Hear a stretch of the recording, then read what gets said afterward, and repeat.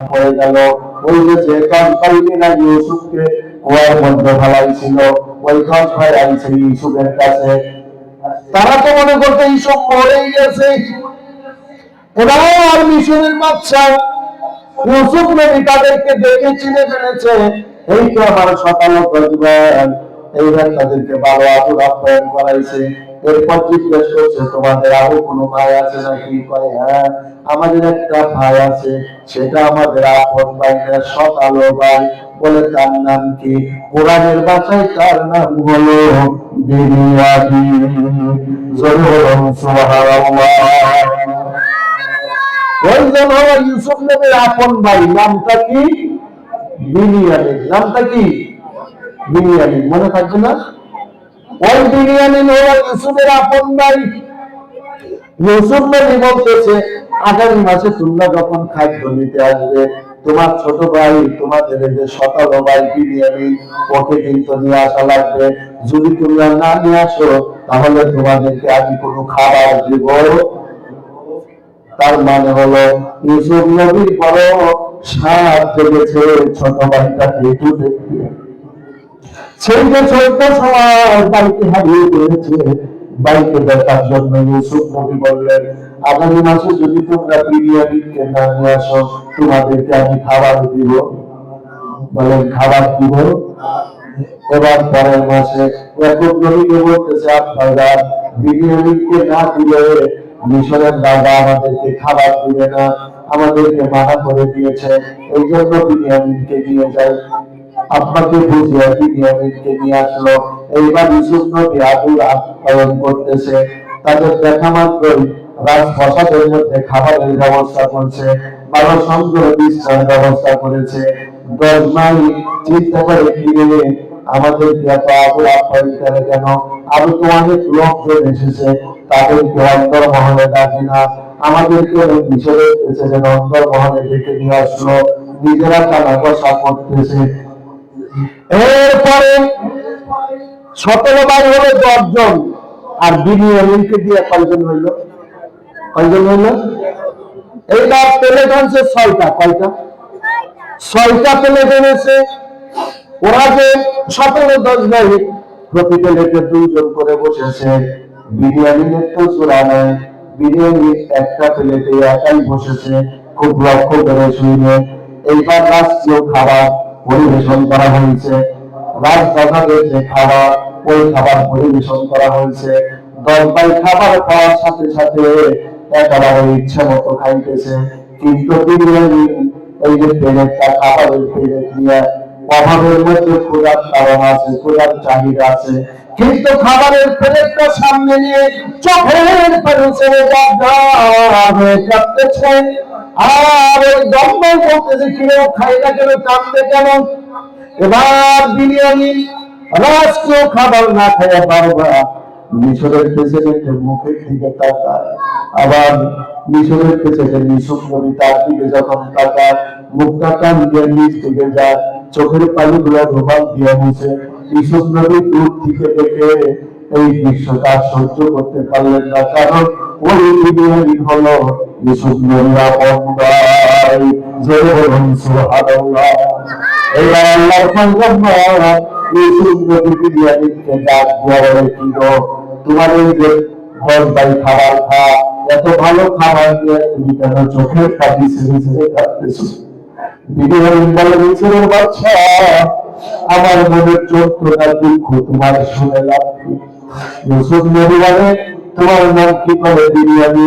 বিরিয়ানি রে, তোর মনের কথাগুলো আমার বড় শুনতে মনে ইচ্ছে করেছে। বিনিয়ামিন বলতেছেন, না, আপনার এত গুণেরা যাচ্ছেন, আমাদের যন্ত্রণার কথা শুনে আপনাদের লাভ কি? আমাদের যন্ত্রণা আপনারা বুঝবেন না। ইউসুফ নবী কান দিয়ে তুলে নিয়ে বলে, বিনিয়ামিন রে, কি কারণে এত ভালো খাবার পাইও তুমি খাও না, আমাকে খুলে বল। বিনিয়ামিন বলে, মিশরের বাচ্চা রে, ওই যে 10 ভাই খাবার খায় আমার সকাল হয়, ওদের মধ্যে আমার একটা ভাই ছিল, বড় ভাই, তার নাম ছিল ইউসুফ। তোমার রাজ্যের বাড়ি শুনে আমার বড় ভাই তুমি কথা বলে মরে গেছে। আমার আব্বা কাঁদতে কাঁদতে আমার ওই ভাইয়ের জন্য আব্বা অন্ধ হয়ে গেছে। আমার আব্বা আমার ওই ভাইয়ের চেহারাকে বর্ণনা দিয়েছে,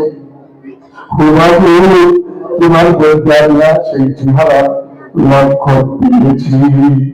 আমার আব্বা এভাবে বলেছে, অভিষেকের বাচ্চা তোমাকে ঠিক আবার হারাতে ইউসুফ ভাইয়ের মতো দেখা যায়।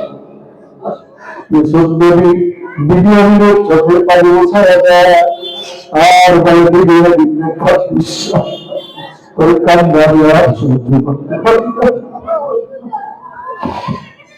বিনিয়ামিন তোর কান্না আমি সহ্য করতে পারি না। বিনিয়ামিন কান্দিস না, কলিজা ফেটে যায়। আমি তোর সেই হারাত ইউসুফ ভাই বুকে জড়ায় কান্দে আর বলে কান্দিস না, তোর কান্না আমি সহ্য করতে পারি না। এইবার বিনিয়ামিন এক প্লেটে 2 বার খাবার খায়, জোরে বলেন সুবহানাল্লাহ। বাড়ির সাথে যদি বিবাদ থেকে থাকে আজ বিবাদ মীমাংসা করে ফেলবে। মনে রাখবেন, আপনাকে কেউ যদি আঘাত করে, বাড়ির সাথে যদি শত্রুতা থাকে, বাড়ির মনটা কত বিক্ষত হয়ে যায়। সর্বপ্রথম আপনার আঘাতের যিনি প্রতিবাদ করবেন তিনি আপনার জনের ভাই, কথা ঠিক কিনা? নবীজি বলেছি, পাড়া প্রতিবেশী যারা আছে তাদের সাথে সুন্দর ব্যবহার করেন। আমার নবী বলেছে, আল মুসলিমু মান সাইরাল মুসলিমিনা বিল লিসানি ওয়া ইয়াদি। ততক্ষণ পর্যন্ত তুমি প্রকৃত মুমিন হতে পারবে না যতক্ষণ পর্যন্ত না তোমার হাতের দ্বারা, তোমার মুখের দ্বারা, তোমার পাড়া প্রতিবেশী নিরাপদ না হয়। কথা ঠিক কিনা? কথায় কথায় তুমি শক্তিশালী, তুমি ক্ষমতার দাপট দেখাও, তোমার দল বলো, এই জন্য তুমি তাকে আক্রমণ করতে যাও না। এটা করো না। এটা কোনো মুসলমানের আচরণ হতে পারে না, কোনো ইমানদারের আচরণ হতে পারে না। তোমার দ্বারা আক্রান্ত হবে এই চিন্তা তুমি কখনো করবে না। তোমার পাড়া প্রতিবেশী যদি থাকে, রাসূলুল্লাহ বলেছে, রাসূলুল্লাহর বাড়িতে যদি কোনো ভালো খাবার তৈরি হয়েছে, বিশ্বব্যাপী ভালো খাবার গুলা বাড়িতে করে পাক করে পাড়া প্রতিবেশীদের বাড়ি পাঠায় দিছে। লোকজন বলেছে, ইয়া রাসূলুল্লাহ, তাদের বাড়িতে আপনি খাবার গুলা পাঠাইলেন, যারা আপনার রাস্তার মধ্যে কাটা পিছিয়ে রাখে তাদের জন্যই খাবার গুলা আপনি পাঠাইলেন। যারা রাস্তা দিয়ে হেঁটে গেলে আইটা সুতা পানি আপনার শরীরের মধ্যে নিক্ষেপ করে, যাদের বাড়ি আপনি খাবার পাঠাইলেন তারা 24 ঘন্টা আপনার জন্য সাবাকাঠি করে বদুয়া করে, তাদের জন্য এই খাবার গুলো আপনি পাঠাই দিলেন। রাসূলুল্লাহ বলছে, এমনি করে বলো না, এটা আমার কর্তব্য। পাড়া প্রতিবেশীদের প্রতি আমি কর্তব্য পালন করি। এরা যেন খারাপ ব্যবহার করে, ভবিষ্যতে এদের বাচ্চা কাচ্চা হবে, সন্তান নাতি-নাতনি হবে, তারা একদিন ইসলাম বুঝবে, মুহাম্মদুর রাসূলুল্লাহকে নবী হিসাবে মানবে। ঠিক করে দিয়ে সুবহানাল্লাহ। আলোচনা রেখেছিলাম কোন জায়গা? ওই দোকানে।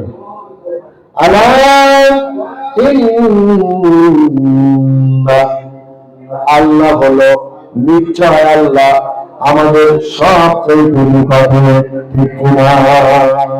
আল্লাহকে ডাক দেওয়ার সাথে সাথে আল্লাহ সাহায্য আপনার কাছে হাজির হয়ে যায়। যেরকম সুবহানাল্লাহ।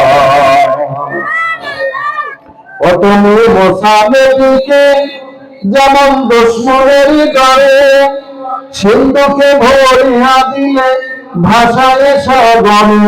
তুমি মোসামেরিকে সিন্ধু, তুমি মোসামেরিকে দুশ্মনের ঘরে সিন্ধুকে ভরিয়া দিলে ভাষায় সাগরে। প্রাণে ছিল যাহার ভয় সেথায় পেল সে আশ্রয়। প্রাণে ছিল যাহার ভয় সেথায় পেল সে আশ্রয়।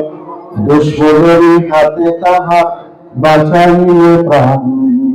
আল্লাহু আল্লাহু তুমি জানলে জানালুহু, শেষ করা তো যায় না যে তোমার গুণগান আল্লাহু আল্লাহু ঠিক না লা ইলাহা ইল্লাল্লাহ লা ইলাহা لا إله إلا الله لا إله لا إله إلا الله لا إله إلا الله محمد رسول الله صلى الله عليه وسلم. الحمد لله.